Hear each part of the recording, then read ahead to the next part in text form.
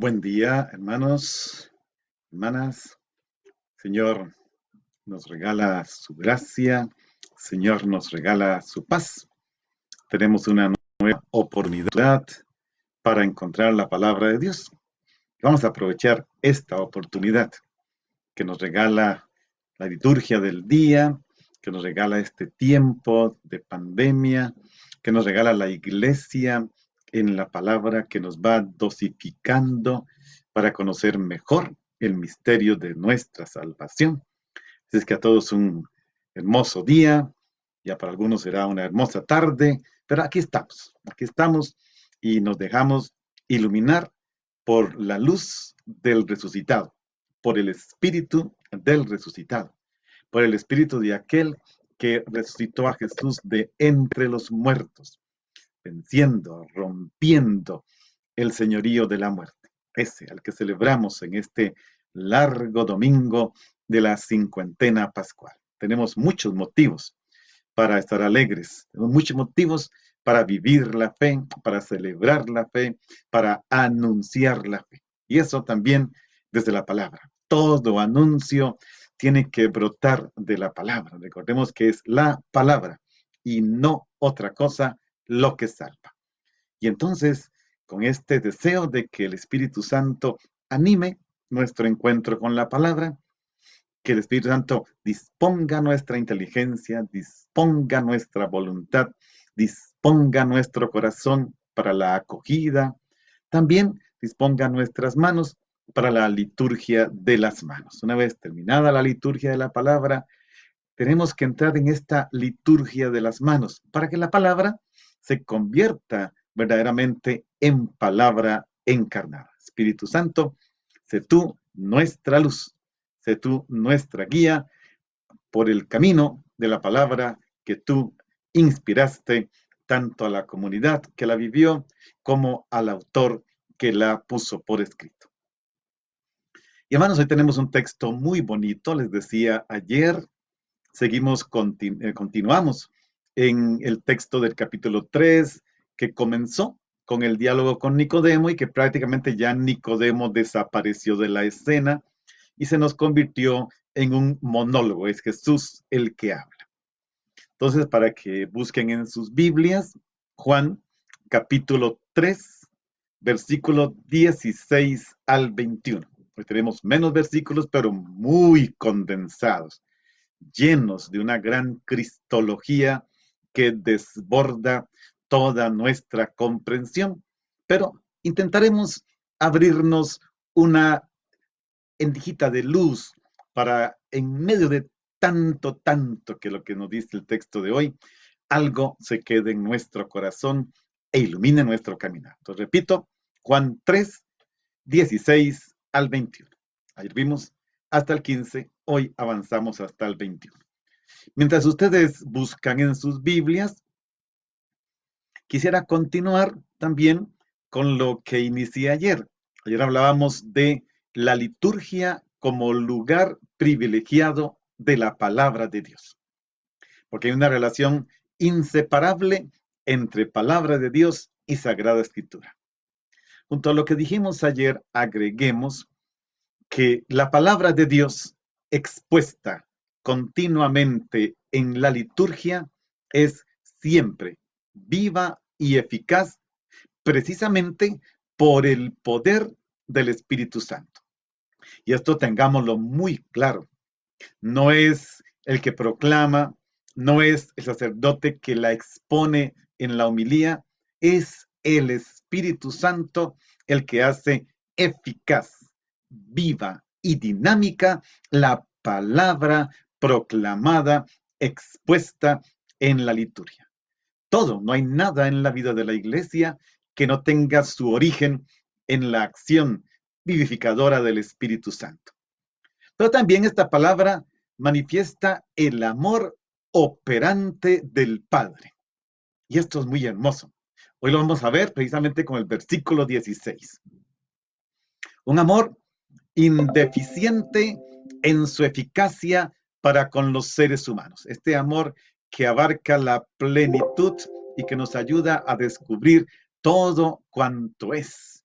este amor, siempre eficaz, cada vez que el ser humano se acerca a la palabra en el ámbito litúrgico, este amor del Padre realiza eficazmente la salvación. La Iglesia siempre ha sido consciente de que en cada acto litúrgico la palabra de Dios va acompañada por la íntima acción del Espíritu Santo, porque Él es el que la hace operante en el corazón de los fieles, los que nos reunimos en torno a la liturgia, en torno a la convocación para celebrar la palabra y la Eucaristía. Recibimos la acción operante de esta palabra que se lee, pero no es un libro, es una persona, todo gracias al Espíritu Santo. Y en realidad, gracias precisamente a este Espíritu Santo, al Espíritu Consolador, la palabra de Dios se convierte en fundamento de la acción litúrgica, en norma y ayuda de toda la vida. Ahí en la acción litúrgica descubrimos hacia dónde quiere Dios que dirijamos nuestra voluntad, hacia dónde quiere Dios que dirijamos nuestro corazón y cuáles son los comportamientos y actitudes que la palabra va a desencadenar en nosotros. Por lo tanto, en la acción del Espíritu es cuando se va descubriendo que Él nos recuerda en el corazón de cada uno aquellas cosas que en la proclamación de la palabra son leídas para toda la asamblea de los fieles reunida. Y a la vez va consolidando la unidad de todos, fomentando la diversidad de carismas y proporcionando la multiplicidad de actuaciones. Porque la palabra despierta a nuevas acciones. Cuando voy a la Eucaristía, por ejemplo, y de repente, en un momento determinado, descubro esa palabra, esa quiero ponerla en práctica. Esa palabra, una palabra de Dios. Papa Benedicto insiste mucho, bellísimamente, un día esto lo vamos a ver, yo creo, como dice él, cada santo es una luz que brota de la palabra. Cuando uno va a mirar la vida de los santos no se hicieron santos por que leyeron un libro muy lindo. No, los santos se hicieron santos porque encontraron en la palabra de Dios una, y a veces solo una, que quisieron traducir luego en su vida. Es de la palabra, de allí brota la santidad, dice el Papa Benedicto y el Papa Francisco en esta exhortación que nos dio sobre la santidad. También dice lo mismo, comentando las bienaventuranzas, y al final de cada una dice, eso es santidad, porque la santidad brota de la palabra de Dios y no la podemos buscar en ninguna otra parte. Solo ella tiene ese poder santificador. Bueno, y dentro de la acción litúrgica, desde luego. Vamos a leer entonces el texto, es un texto más pequeñito. Juan 3, 16 al 21. Tanto amó Dios al mundo que le entregó a su Hijo único, para que todo el que crea en Él no perezca, sino que tenga vida eterna. Porque Dios no envió a su Hijo para condenar al mundo, sino para que el mundo se salvara por Él. El que crea en Él no será condenado, pero el que no crea ya está condenado por no haber creído en el Hijo único de Dios. La causa de la condenación es esta. Habiendo venido la luz al mundo, los hombres prefirieron las tinieblas a la luz, porque sus obras eran malas. Todo aquel que hace el mal aborrece la luz y no se acerca a ella, para que sus obras no sean descubiertas. En cambio, el que obra el bien conforme a la verdad, se acerca a la luz, para que se vea que sus obras están hechas según Dios. Vean, hermanos, un texto bellísimo, sobre todo ese primer versículo, el versículo 16. Yo por mí me quedaría todo el día de hoy solo con ese versículo, pero hice un esfuerzo por no quedarme solo allí, pero sería suficiente. Es más, con una única palabra de ese versículo tendríamos, y no nos alcanzaría la hora, pero vamos a hacer un intento de abarcar. Mientras le vamos dando vuelta en el corazón a esta palabra, quisiera también hacer otro comentario, como estoy haciendo estos días. Ayer y antier estábamos mirando que hay un momento de oración que no necesariamente tiene que ser de súplica o petición ni de acción de gracias. Tenemos que aprender otras formas de oración y hay tantas formas de oración. Hoy quisiera hablarles de una muy sencilla y no para que pongamos los ojos en blanco ni nos elevemos un metro en el aire, no. La oración de adoración. Porque a veces uno dice adoración o contemplación y ya la gente piensa eso es para sacerdotes y monjas. No, no, no, no, no, no. La adoración es estar atrapados por la totalidad de Dios. La adoración junta, une, es lo contrario de ese disolverse en aspectos particulares. Por ejemplo, el examen de conciencia y la confesión me limitan a eso, el examen de conciencia y el rito de la confesión. La adoración no. La adoración lo abarca todo, lo engloba todo. En la adoración, cada parte retorna inmediatamente a la totalidad. Y no me quedo en un dato particular, sino que contemplo la totalidad de la obra de Dios. Por eso, la contemplación es un horizonte amplio. De hecho, la palabra contemplación viene de una palabra en latín contemplum. ¿Por qué? Porque el que se dedicaba a la contemplación subía a lo alto de una montaña donde estaba el templo y desde esa altura podía contemplar todo el horizonte. Esa experiencia que hacemos cuando estamos en un lugar alto y podemos ver todo un valle. Esa es la experiencia, la contemplación. Es necesario elevarse un poco sobre el nivel de la cotidianidad para con ojos nuevos contemplar el horizonte que siempre es más grande, más amplio y más vasto que el particular. Es precisamente eso. Lo que está en primer plano y domina todo es la totalidad de Dios, la divinidad de Dios. Y desde cualquier punto, el que adora es llevado de nuevo al centro. Tiene ese detalle la adoración, también la contemplación, de llevar al centro, de evitar que me disperse en detalles. La adoración, de alguna manera, me desconcentra del yo y me obliga a dirigir la mirada únicamente hacia el tú de Dios. Por eso es que la oración de petición y la oración de acción de gracias están muy centradas en el yo.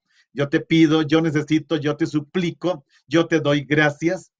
Y ya les dije, estas oraciones son muy importantes y no he dicho ni una vez que no haya que hacerlas. Lo que he dicho es que tenemos que aprender otros tipos de oración que nos descentren a veces en los grupos, en las comunidades religiosas, en movimientos, en pastorales, cuando hacemos oración, nos encerramos siempre en el círculo del yo.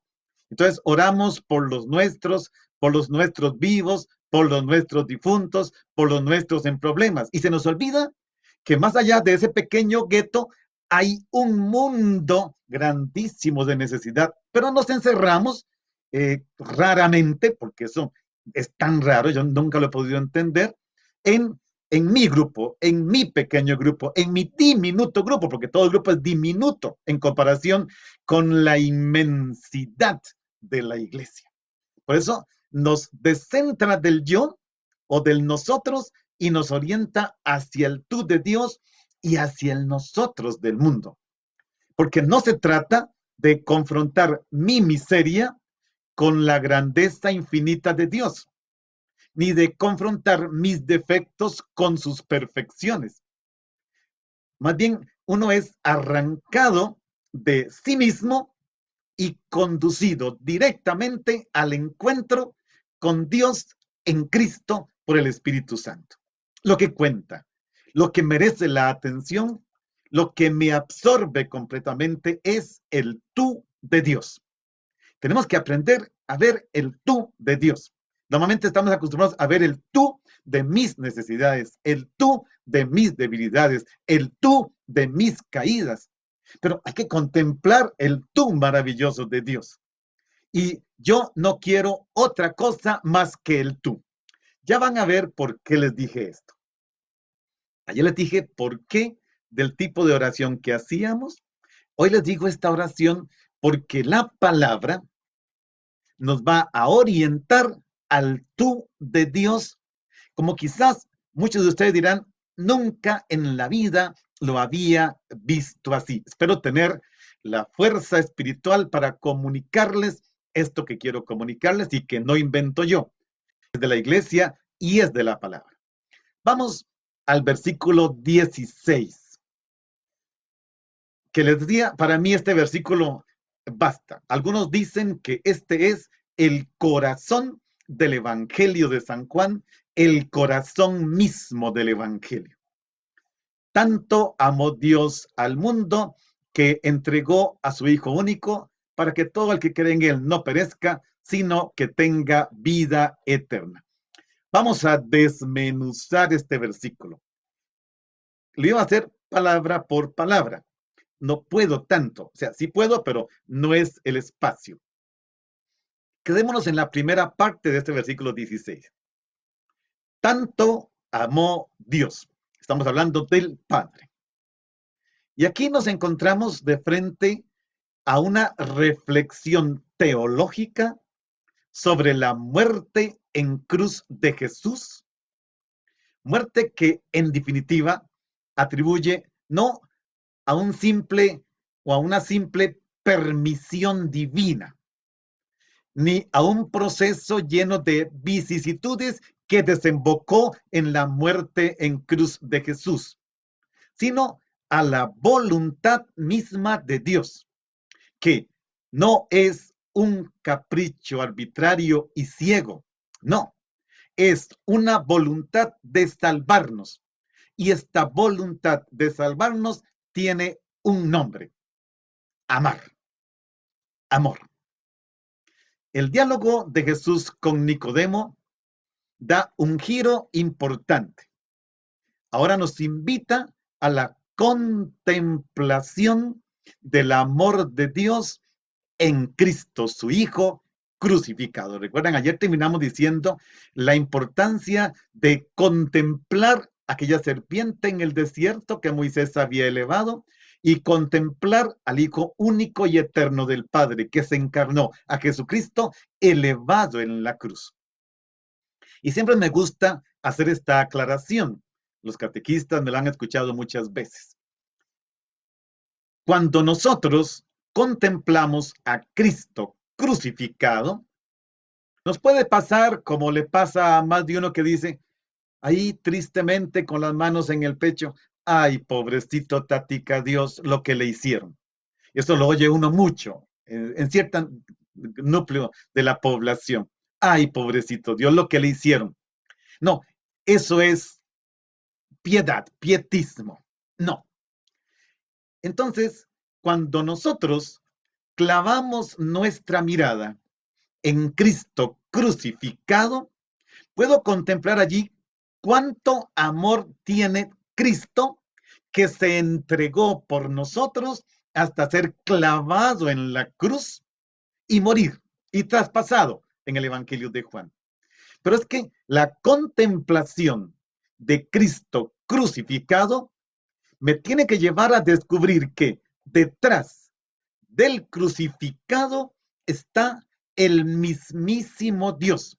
Contemplando al crucificado, descubro que esa es la forma como Dios dice al mundo, como Dios me dice a mí, como Dios nos dice a todos, te amo.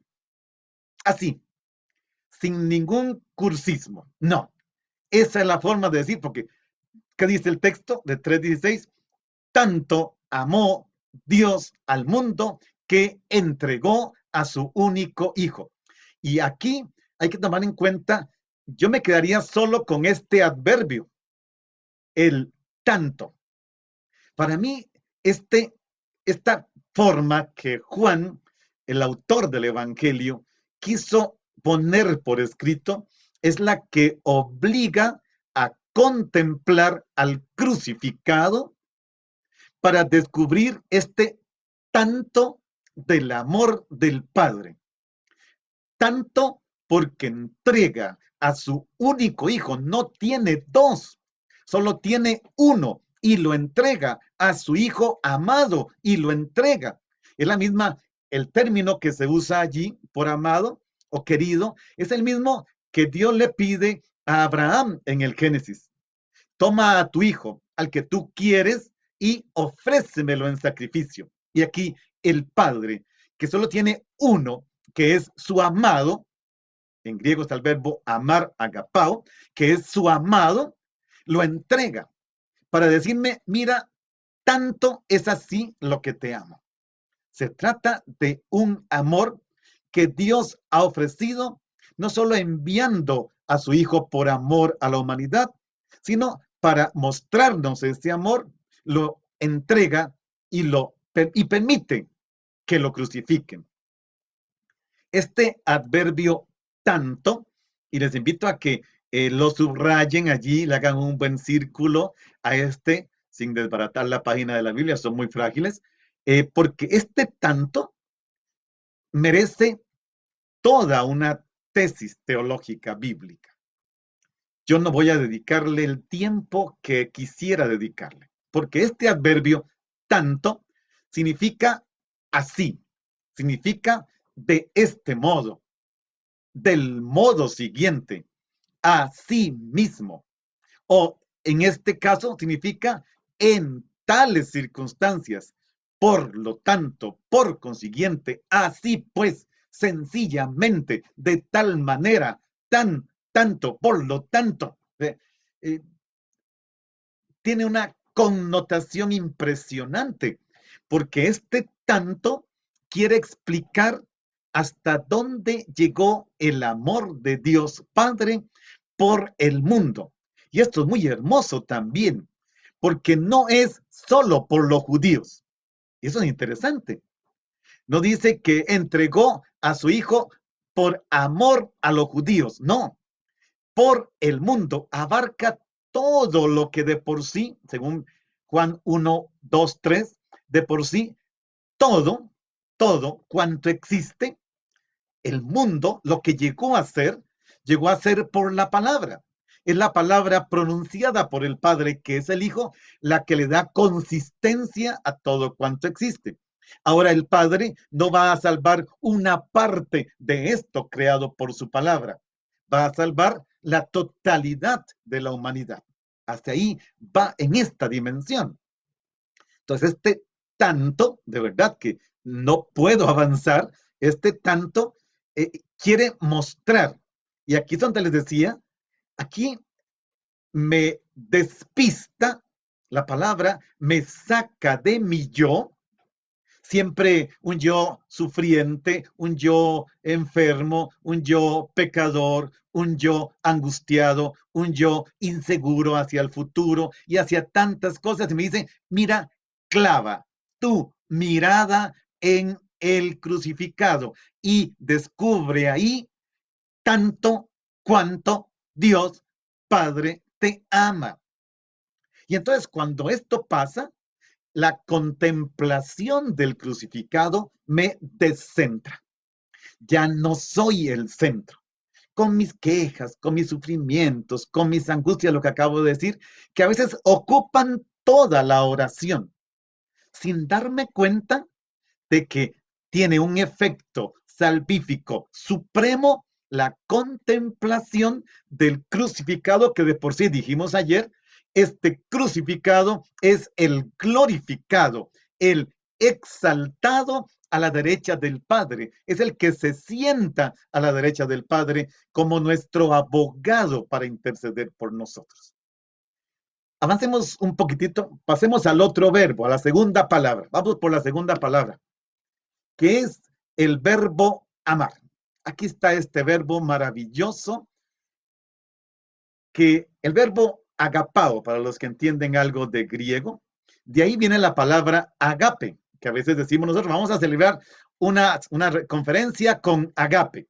El agape viene de este agapao, que significa un amor total, oblativo, de entrega sin reservarse nada. O sea, el amor que Juan está aquí mostrando, con el verbo que él utiliza, aquí vale mucho, valdría la pena, yo no lo hice, tomar el primer documento de Benedicto XVI en cuanto Papa, que es Deus Caritas Est. En este documento, el Papa toma los 3 verbos que hay en griego para hablar del amor y explica maravillosamente cada uno de ellos, muy bíblico. El Papa Benedicto de por sí es muy bíblico, es el Papa de la palabra de todas maneras. Entonces, él va desarrollando y explicando cada uno de los 3 verbos para dejar clara la distinción de este verbo que estoy explicando yo y que aquí en versículo 16 del capítulo 3 de Juan aparece, que es el verbo agapao, que es el amor de totalidad, el amor oblativo, el amor que no se reserva nada. Entonces podríamos decirlo, tanto de esa manera, Dios no se reservó nada para sí, sino que en un don de amor oblativo, de desprendimiento absoluto, entregó a su único hijo. Y aquí podríamos hacer un comentario también muy hermoso. Fíjense en así. Y si tan solo esto entendemos, ya valió la pena. Dios tiene delante de sí la salvación del mundo. En este mundo estoy yo, estás tú, estamos nosotros. Somos los habitantes del mundo, los que Él quiere rescatar. Tiene 2 opciones. O me sacrifica a mí y por lo tanto quedo en la eterna condenación del pecado, o entrega a su Hijo, que es el Cordero de Dios que quita el pecado del mundo, y me libra a mí quitándome el pecado. ¿Ustedes qué harían? Tienen a un pecador y tienen a su Hijo único,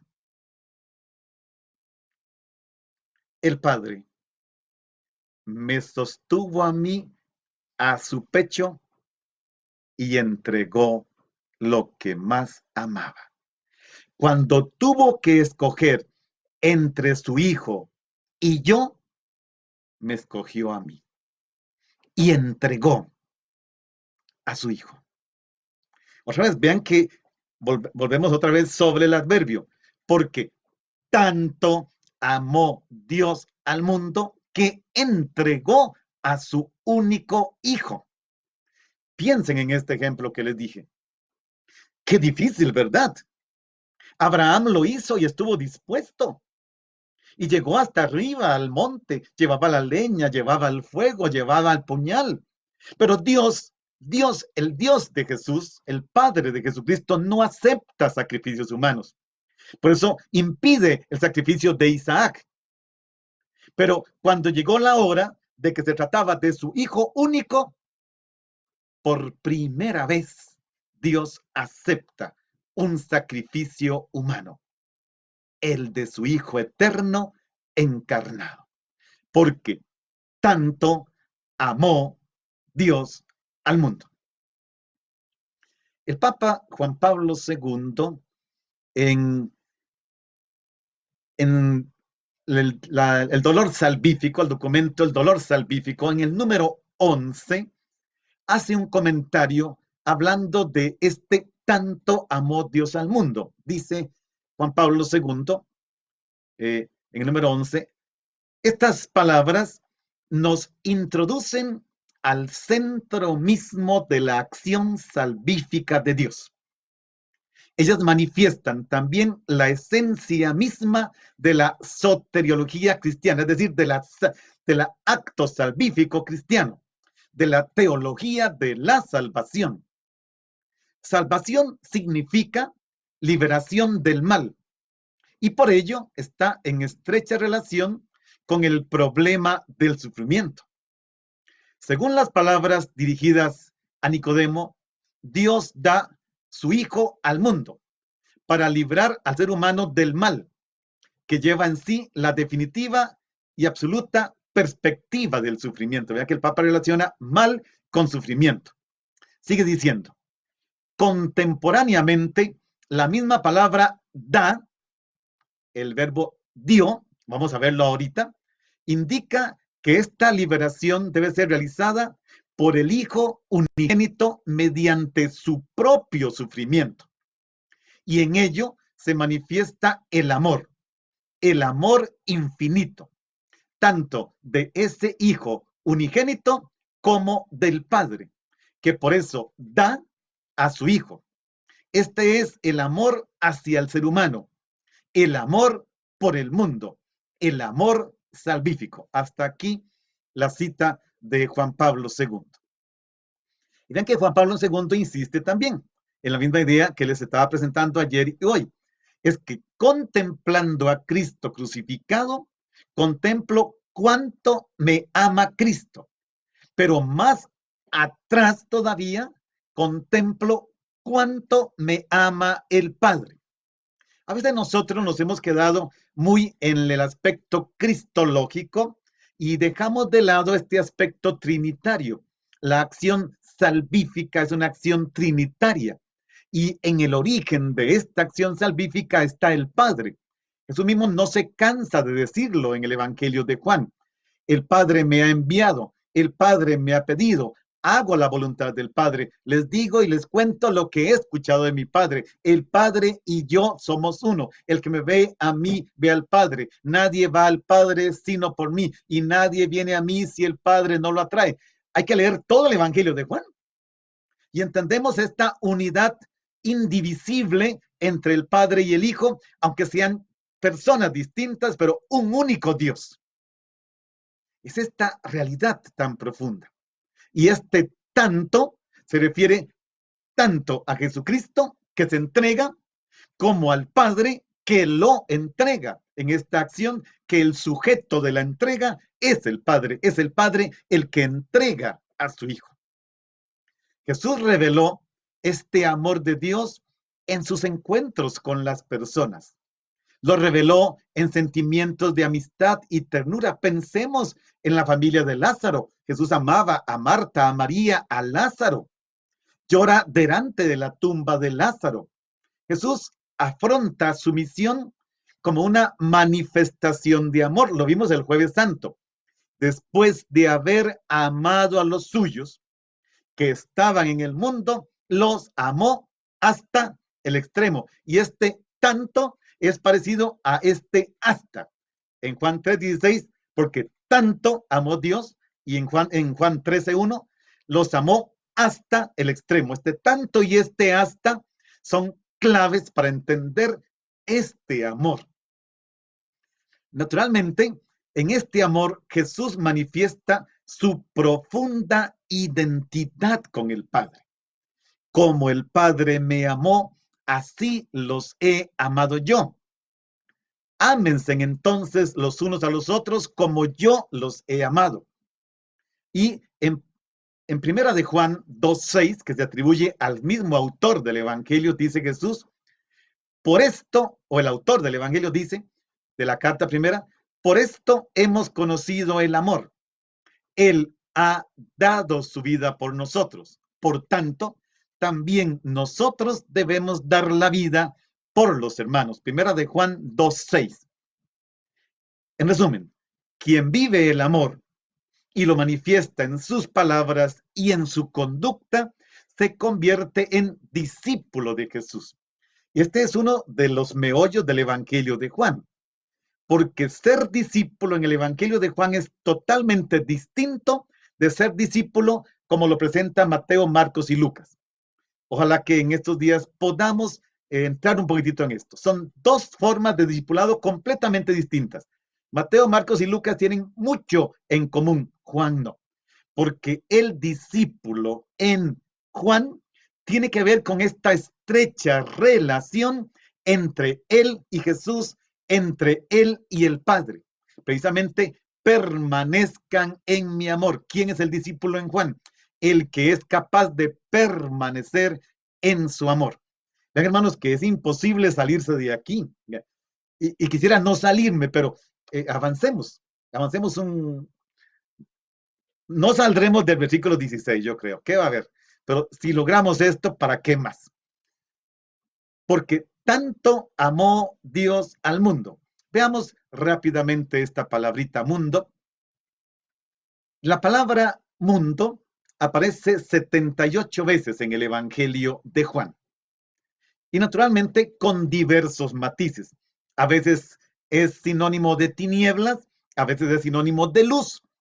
En este caso, del 3:16, representa a toda la humanidad que ha venido caminando por las tinieblas del error y la ignorancia, pero también de aquellos que buscan una vida en Dios de forma sincera. Ven que en las dos cosas, el Evangelio de Juan está casi todo hecho en esta especie de dualismo, cuidado con esta palabra, entre luz y tinieblas, entre vida y muerte, y otras más. Pongo estos dos ejemplos. Ya desde el prólogo del Evangelio, él era la luz y las tinieblas no lo recibieron.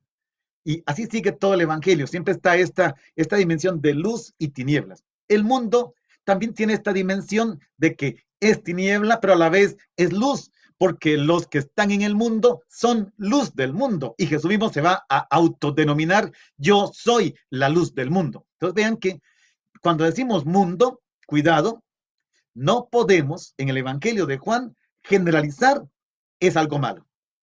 Generalizar es pecado, no, porque hay un juego de palabras y Jesús vino a salvar el mundo. Tenemos que tomar en cuenta esto. A veces todavía estamos en un espiritualismo desencarnado, hay mucha gente todavía, estos memes que mandan en el WhatsApp, por Dios, hermanos queridos, no reenvíen, y si reenvían, analicen si lo que dice es cristiano. A veces dice frases muy bonitas, pero si usted lo lee, en el trasfondo lo que está diciendo no es cristiano católico, por lo menos. La mayor parte no sintoniza con la fe que profesamos. No, se trata de entrar en esta dimensión.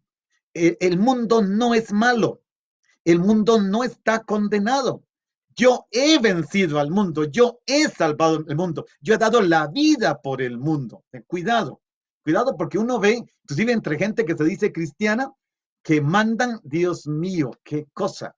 Y yo cada meme que llega, yo lo analizo, digo, santo Dios. Yo por eso nunca reenvío ninguno, porque si uno lo analiza teológicamente, tiene un problema detrás. Puede caer en un pietismo, en un espiritualismo desencarnado. No, la palabra de Dios, Juan 1:14, se hizo carne, colocó su tienda, su morada entre nosotros. Y desde entonces el mundo es lugar también de la presencia de Dios. Por eso Pablo dirá en la carta a los Romanos que la creación entera espera, expectante, la manifestación de los hijos de Dios para ser también ella liberada. Hay que leer ese capítulo de la carta a los Romanos para complementar esto. Cuidado. Pero vamos adelante. Que Dios ame al mundo es una expresión única que pertenece a la primera parte del Evangelio de Juan. Mientras que en la segunda parte, a partir del capítulo 13, donde comienza el libro de la gloria, ya no se habla más del amor, sino solo del amor del Padre a los discípulos. Jesús lo va a ampliar. Y esta afirmación del amor del Padre a los discípulos sitúa a Dios y su amor como la realidad fundante y absoluta. ¿Por qué?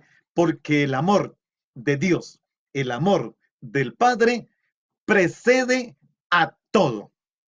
Lo mismo que en el prólogo de Juan, que estamos siempre dentro del Evangelio de Juan, la luz precede a las tinieblas. Siempre es así. La resurrección precede a la oscuridad, la triunfa, la destrona, le quita ese dominio que tenía. Por eso todo hombre ante las tinieblas descubre que Dios lo ama y esto le abre un horizonte. Quizá esta escena, esta que se habla, que se dice de la Madre Teresa de Calcuta, que allí en la calle de Calcuta, donde estaba toda la lacre humana, los despojos humanos que ya el gobierno no quería hacer nada con ellos, se dice que la Madre Teresa se acercó a uno que estaba allí agonizante. Hay que imaginarse la Madre Teresa diciendo la frase que voy a decir. La Madre Teresa es la Madre Teresa. Que se acercó y le dijo al oído, Dios te ama. Se agachó aquella mujer. Dios te ama. Y aquel hombre le dijo, hermana, dígamelo otra vez. Dios te ama. Otra vez, Dios te ama. Y aquel hombre se levantó. Porque cuando descubrimos esto, que Dios me ama de forma exclusiva, como designio de la salvación, como designio de vida, es que se trata precisamente de esto, el amor como absoluto. Es una afirmación que hace posible la estrecha conexión con el acontecimiento salvífico de Cristo. Si, hermano, hermana, si quieres saber cuánto lo ama Dios, clave la mirada en el crucificado y deje que esa imagen le diga cuánto, tanto te ama Dios. Desde esa experiencia refrescante, nueva, radical, entonces la lógica es que si lo descubro y me dejo envolver por este amor, consecuentemente mi vida será otra. Pero solo este amor. No te dejes envolver por ninguna otra cosa que te presenten, por más linda que sea, que te digan, esto es Dios. No, el amor de Dios tiene una imagen única. Cristo y Cristo crucificado. Por eso Jesús dice, es necesario, tiene que ser elevado el Hijo del Hombre para atraer a todos, así, para atraer la mirada de todos y contemplar cómo tanto amor nos ha tenido Dios. Vamos a la otra partecita del versículo 16. Este amor se revela en que entregó a su Hijo único para que todo el que cree en Él no perezca. Aquí hay un verbo, el verbo entregar. Bueno, yo quería antes de ese versículo que hiciéramos un momento de oración. Yo sé que el texto de hoy a mí me apasiona, es el corazón del Evangelio y quisiera contagiarlos, pero les dije que iba a hacer una oración más de contemplación. Reposemos todo ese texto tan intenso. Jesús, al contemplar tu palabra, me doy cuenta de que el horizonte que me abres es tan amplio.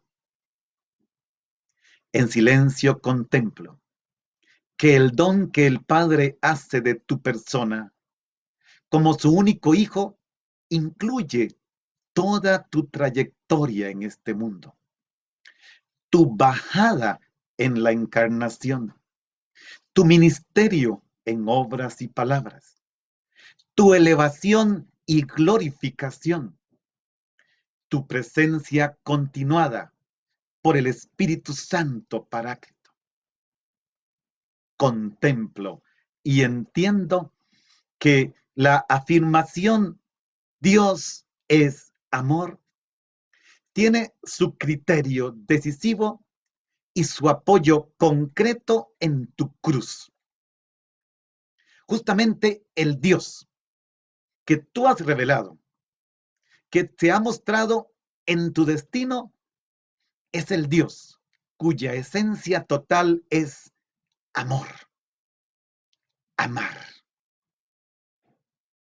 En silencio contemplo, maravillado, que el ser de Dios, inescrutable para nosotros los seres humanos, en todo aspecto, está íntimamente ligado a tu muerte en cruz. Es el amor que se ha hecho visible. A partir de ahí, y de modo definitivo, a Dios solo lo puedo entender y aceptar como el amor excesivamente personal, revelado en tu persona crucificada y glorificada.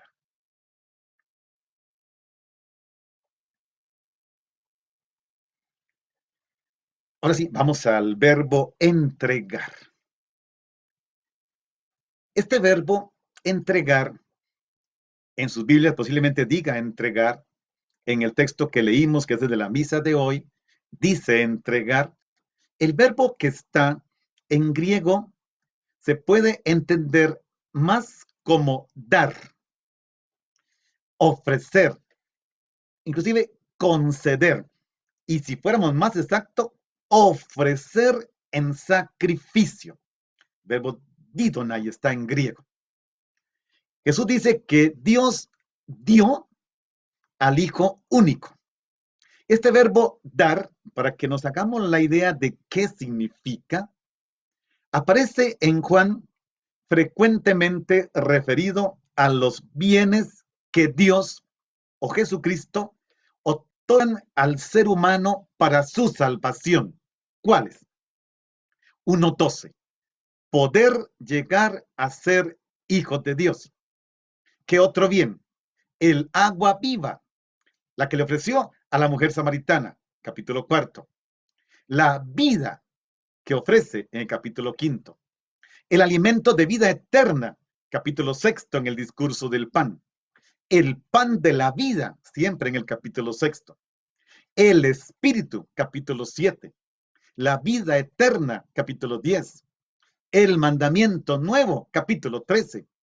El espíritu paráclito, capítulo 14.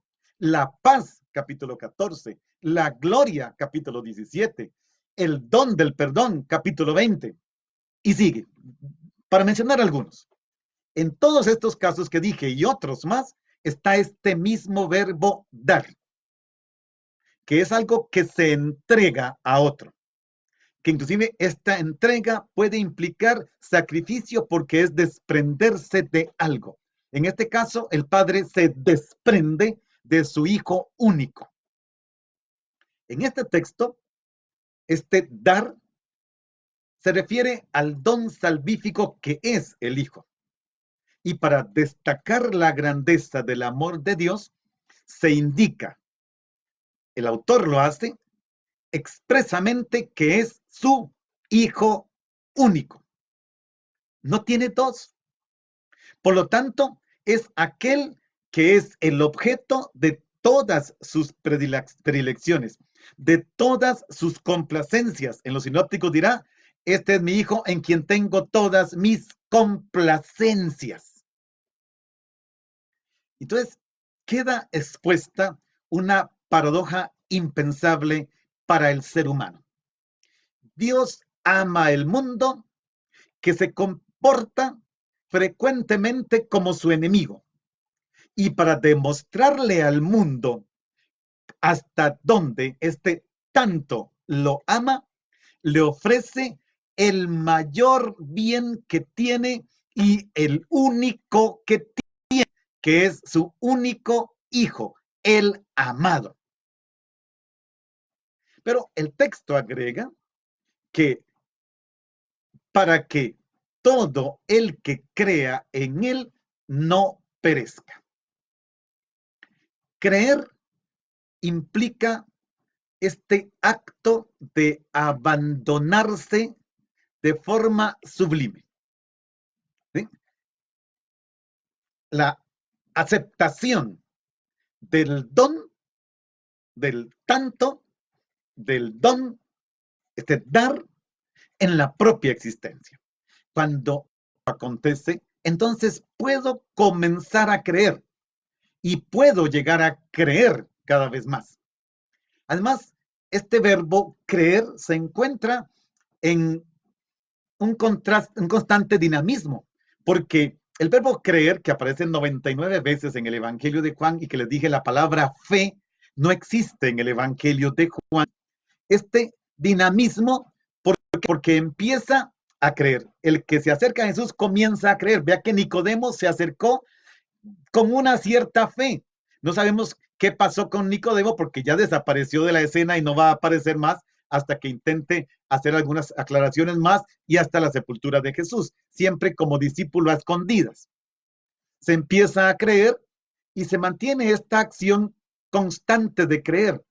Nadie puede decir, yo ya creo. Yo alcancé la acción dinámica del verbo creer ya en mi vida.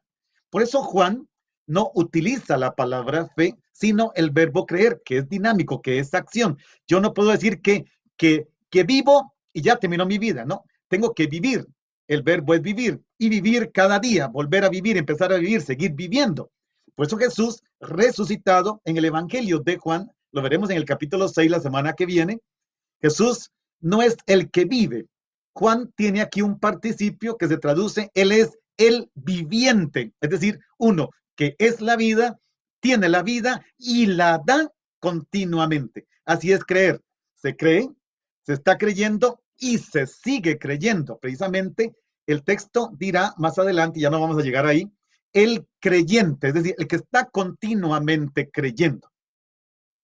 Porque no es un simple ejercicio intelectual. Creer implica un cambio de vida según lo que se está creyendo, en este caso según aquel en quien se está creyendo, que es en el Hijo único ya, eterno del Padre, Cristo clavado en la cruz, glorificado a la derecha del Padre.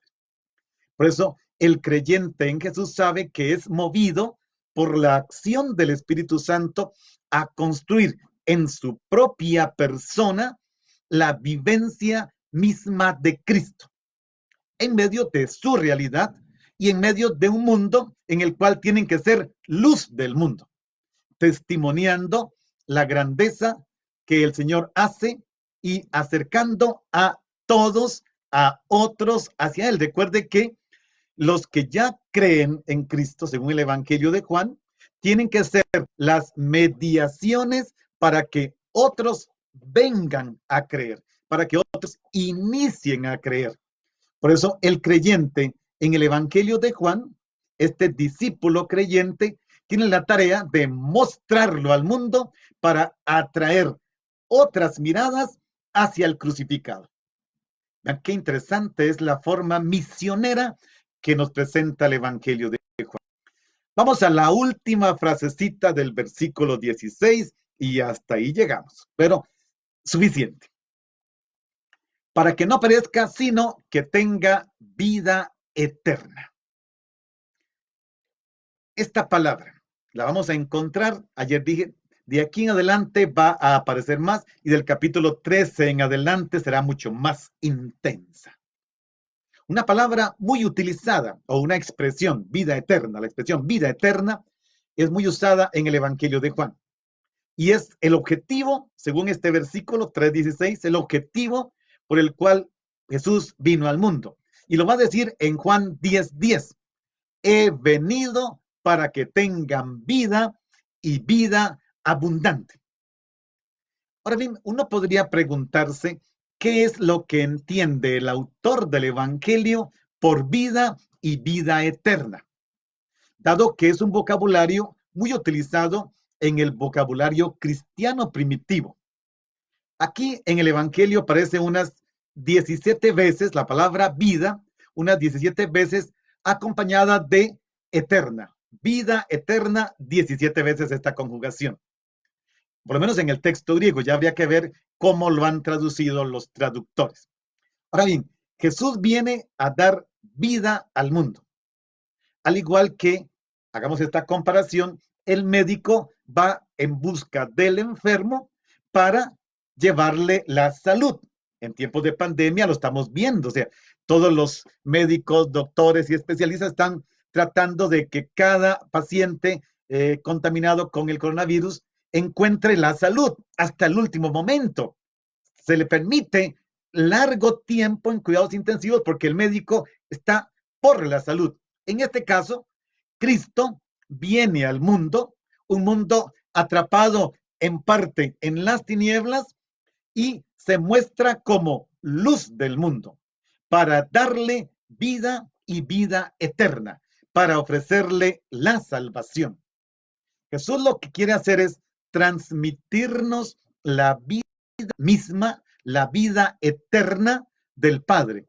La vida que se nos trae es la misma vida de los hijos de Dios, la vida engendrada, decíamos ayer, ¿recuerdan? Engendrada de lo alto, la vida nueva del renacimiento del Espíritu. Es una vida eterna engendrada por el Espíritu, y todo lo que el Espíritu engendra tiene este hálito de eternidad. En la entrega de Jesús en la crucifixión y luego en lo alto, en la ascensión, se nos comunica el Espíritu Santo, que es una fuente de vida inagotable para todos aquellos que creen en Él. Juan 7, 37, 39. Naturalmente, aquí podemos hacer la comparación. En tiempos de Jesús, los judíos esperaban, sobre todo los fariseos, encontrar la vida eterna en el cumplimiento de la ley. Por eso se esforzaban en cumplir los mandatos de la ley de Moisés para alcanzar la plenitud de la vida. ¿Recuerdan aquel pasaje que está en los evangelios? Me quedo con el de Marcos. ¿Qué tengo que hacer para heredar la vida eterna? ¿Y qué le dice Jesús? A veces es Jesús el que lo cita, a veces pone a recitarlo al que está allí. Cumplir los mandamientos. O sea, si quieres tener la vida eterna, cumple los mandamientos. Pero igualmente no comprendieron el sentido de la escritura a los fariseos, pues cuando llegó a ellos la plenitud de la vida, que es aquel que era la vida y que se encarnó, volvemos al capítulo 1 de Juan, no le supieron reconocer o le rechazaron. El verbo que está allí en griego se puede traducir por rechazar o no reconocer. En cuanto Jesús está delante de Marta, en aquel episodio tan bonito de la resurrección de Lázaro que ya vimos, se nos hace ver que en el pueblo judío había una idea difusa de la resurrección de los muertos. Era una visión judía. Marta le dice, ya sé que resucitará en el último día. Jesús le dice, no, no es esta resurrección de la que estoy hablando yo. Y le dice, yo soy la resurrección y la vida. El que cree en mí, aunque muera, vivirá. Y todo el que está vivo y cree en mí, no morirá. Juan 11, 25, 26. Es decir, el creyente en Cristo empieza a vivir una vida nueva y en plenitud. No es una cuestión del último día. En el Evangelio de Juan, en palabras técnicas, se habla de una escatología presente. En los evangelios sinópticos, la escatología es más, o sea, las cosas de los últimos días son más al final de los tiempos, en el último día. En el Evangelio de Juan, estas cosas de los últimos días se hacen presente hoy, se activan para el que cree. Este que cree, si ya murió, no muere para siempre. Y si está vivo, no morirá para siempre. Piensen ustedes, qué bonito. Y quisiera aquí, voy a hacer un pequeño paréntesis porque muchos hermanos, muchas familias, y esto es terrible. Quizá esto no lo estamos captando nosotros en la vida práctica. Todos los que en casi todo el mundo, en Costa Rica ya por ley, están muriendo en este tiempo de cuarentena, todos se están yendo sin una celebración litúrgica. En mi parroquia, la parroquia de Acerrí, la municipalidad ha pedido que pasen directo hacia el Camposanto. Y alguna familia pide al padre con 2 o 3 personas nada más que haga una oración ahí, algo. Pero no se puede ingresar, No hay ninguna posibilidad. La conferencia nos ha dicho, y el Ministerio de Salud, 1 o 2 dolientes. Y entonces, aquí hay una esperanza grandísima que yo quisiera que la vean porque esto se cree. Ese ser nuestro, querido, que ha perdido la vida o que la puede perder en lo que falta de la cuaresma y que no puede ser despedido con una acción litúrgica, hermano, hermana, usted doliente familiar, sepa que si ese pariente suyo, ese familiar suyo, ese amigo suyo creyó en Jesús y vivió la fe, él no morirá para siempre. Él ha entrado en la gloria de Dios. Él ha entrado en la vida eterna. Por favor, créalo porque es así, es así. Y esto nos tiene que dar esperanza y sacarnos de ese dolor a veces que no pudimos despedirlo, que no se celebró una misa. Eso no significa que lo vamos a seguir haciendo así, no. Hay países donde es así.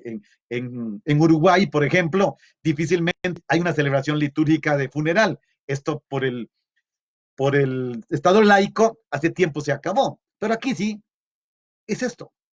El que cree y murió, no morirá para siempre. El que cree y está vivo, no morirá para siempre. Porque creer en Jesús es entrar en esta relación íntima con el Padre, que nos transmite su propia vida. Vivimos en la plenitud de vida, en el amor, sumergidos en el eterno presente de Dios. Y remarco esto, sumergidos en el eterno presente de Dios ahora. Y es que a Dios agradó participarnos de una vida imperecedera, no por nuestros méritos, no hay ninguno, sino por los méritos únicos y exclusivos de su Hijo, por pura bondad generosa, por pura gracia, simplemente porque tanto amó Dios que dio a su Hijo único. Hermanos, se nos fue el tiempo. Un solo versículo. Pero qué rico, ¿verdad? Qué maravilla de palabra. Yo no quisiera terminar, porque es que hay tanto que mirar en este versículo. Les encargo, yo preparé todo, pero ni modo, no alcanzó. Les encargo que a la luz de este versículo lean todo ese capítulo tercero. Es más, a la luz de este versículo lean todo el Evangelio de Juan. A la luz de este versículo lean el Nuevo Testamento. Está ahí, es la clave de interpretación. La cruz es la clave de la interpretación. Cristo glorificado, Cristo crucificado, Cristo exaltado es la clave de la interpretación de la palabra de Dios. Hagamos otra oración más, habían muchas más preparadas. Jesús, contemplo tu palabra y el horizonte es tan amplio, pues la cruz no es ni la única, ni siquiera la principal implicación, pues Juan, al elegir el verbo dar en vez de entregar, pone de relieve el aspecto propiamente de un don en el que se recapitula toda tu misión en el mundo. Contemplo y me revelas que el acto de creer es un acto salvífico, que Dios pone en nuestras manos los elementos necesarios para la salvación. Por este acto, también espera de nuestra parte un recibimiento fecundo. Esto es creer en lo que se recibe. Esto es creer verdaderamente en el don de Dios que eres tú, su Hijo único, Jesús, dado a favor de la humanidad. Contemplo cómo tú, Jesús, al asumir nuestra carne, nos transmites tu vida, vida eterna. Al resucitar, haces partícipe a toda la humanidad de tu misma gloria. Pues ahora toda la iglesia se encuentra glorificada contigo, Cristo, y por ti, Cristo, junto al Padre, por toda la eternidad.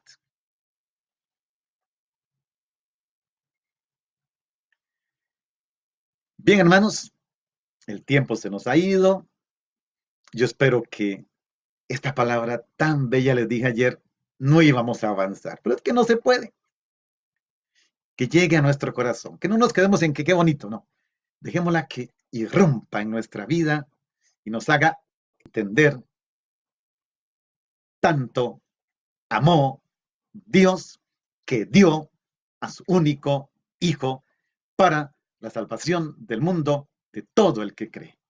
Él, el Señor glorificado, exaltado, Cristo resucitado, nos llene siempre de su presencia y nos bendiga a todos. El Padre, el Hijo y el Espíritu Santo. Amén. Nos vemos, si Dios quiere, mañana a las 10 de la mañana. Dios los bendiga.